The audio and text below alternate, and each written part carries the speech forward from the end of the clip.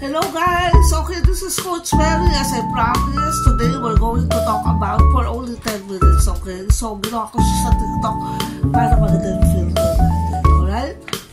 So, Happy Chinese New Year, Koke Pachoy! Okay, so, simula na tayo sa rat, Year of the Rat. Okay, so if you wanted to know your year of birth, kung nasa Chinese animal sign ka, I will post those years. Actually, na-post ko na kahapon. Okay, yung mga year of birth mo according to your Chinese zodiac animal. Okay, so rat. Uunahin natin yung good qualities na, ano yung career na pwede sa kanya. Okay? So si rat, okay, has a charming, okay, has a charming disposition, human, alam mo yung human nature, and of course, ano ba yan? Maano talaga, at saka yung,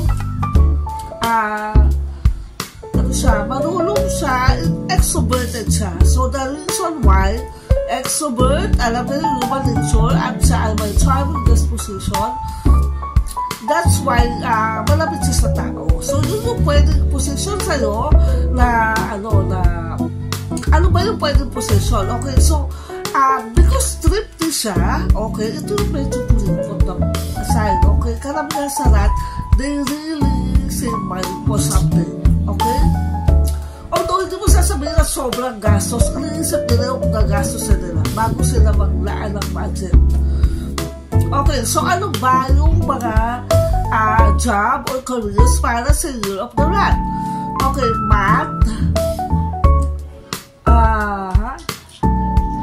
management, okay, human resources management, and of course, ito managers. Okay, the reason why si Rat yung inaasahan kasi they know how to manage people. And he belongs to people-oriented job. Okay, next, Ox.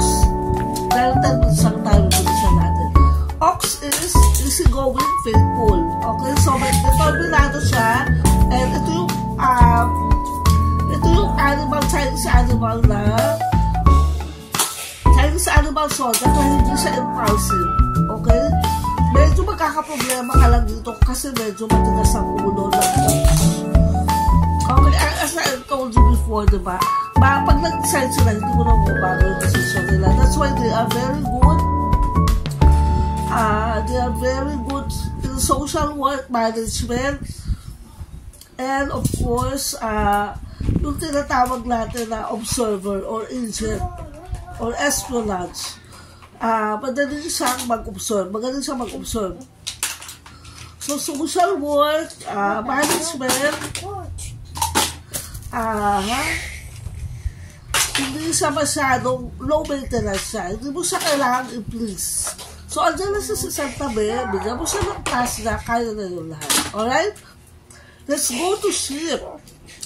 Sheep is number 8 on prosperity zodiac.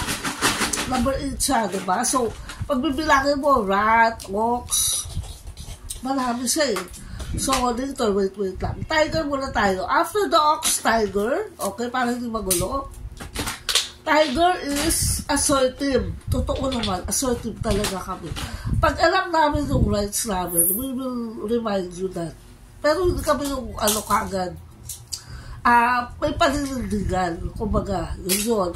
Pag nakaibigan mo isang tiger, ipapagtanggol ka. Okay? So, ganun ang tiger. Meron silang pinaghahawakan na prinsipyo. Okay.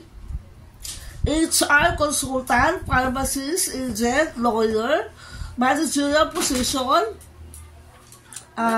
life coach. Oo, tama naman talaga. Emotional support. Ito yung parang pwede sa school ng mga consultant. Okay. Next, rabbit. Rabbit is flexible, intelligent, skillful, and humble. Okay, bakit magaling si rabbit sa research and development? Project manager. Okay, what else? Architect at saka editor. Ang rabbit. Okay? Next, we have dragon. Dragon is observant, humble, and okay, very, ano siya, how do you call this? Gullible siya. Okay, so ibig sabihin, ano siya approachable na tao. That's why they become politicians siguro, mga dragon. Okay, manager, software engineer, who else? Administration, politician, teacher, okay. Next, we go to snake. Snake is silent. Mabilis siya, pero tahimik. Magugulat ka, sinusurprise ako. Ito na sir, okay na, tapos na yan. Uwi na ako. Ganon ang snake. Okay. So, magaling siya sa sales, sa corporate communication, financial admin, journalist, real estate agent. Oo, yung mga panlupa. Okay, katulad ng that has something to do with real estate or earth. Ang galing magbenta ng lupa ng sales agent. Kaya di mo kailangan ng lote, may bentahan ka yan. Sales, properties, property consultant. Okay, let's go to the horse. Horse is a quick thinker. Mabilis sila mag-isip, mabilis mag-decide, influential. Halika, tara, sama na tayo. Lahat sila sama sila, hindi nila kung saan pupunta. Parang ganon. And the horse is, mabilis kumilos. Okay. Now, ang problema sa horse, minsan, sa sobrang bilis na kumilos at umano, hindi siya masyadong nag-iisip muna. Tingnan mo muna kung ano yung ano mo. Baka naman sa pagmamadali mo, marami ka naapakan na tao. Parang ganon. Okay? So, horse. Okay. Si horse is good as a travel agent, tourist guide, tourist destination, marriage changer. Wag mo siya lalagay sa 9 to 5 work. Okay, hindi siya magpapakita. Ano yan, itong tao to, come and go. Pero ang galing-galing niya sa travel. Okay? Ayaw na ng fixed schedule. Yun si horse. Okay, let's go. Move forward. Ito na, number 8. Si goat or sheep. If you're looking for a trustworthy manager or a trustworthy employee, you look for the goat. They are loyal. Follower nga sila, di ba? Ang sheep. So, they are good as secretary, teacher, educator, or admin roles. Okay, so magaling siya. Halika, mag-usap muna tayo. Ito, kailangan mo baguhin. Ito yung hindi. Ganon ang good. Okay, very serene. Ano siya, kalmado. Okay? So, yan. Pwede siya sa creatives, healthcare, arts, marami pang iba. Okay, let's go to monkey. Monkey, adaptable, intelligent, creative, purposeful. Ang monkey can be on a military, entrepreneur, software engineers, and politics. Kasi magaling maaliw ang monkey.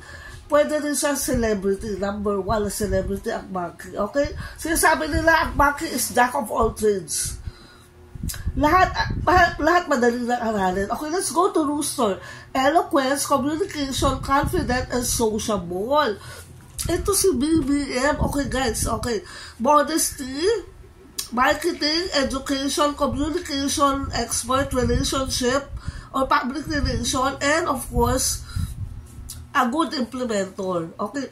Ano siya argumentative siya. Ayaw na makipag-away. Dahil ayaw na makipag-away, hindi siya masyadong pasalita. Pinapagalaw na nasa ilalim na. Para effective, nag-o-observe mo siya, marami sa consultant, and then, suddenly, pag ipag-argue sa'yo, hindi ka mananalo sa kanya. Okay? Ganon si rooster.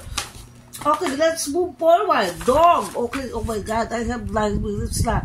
Okay, humble, observant, diplomatic,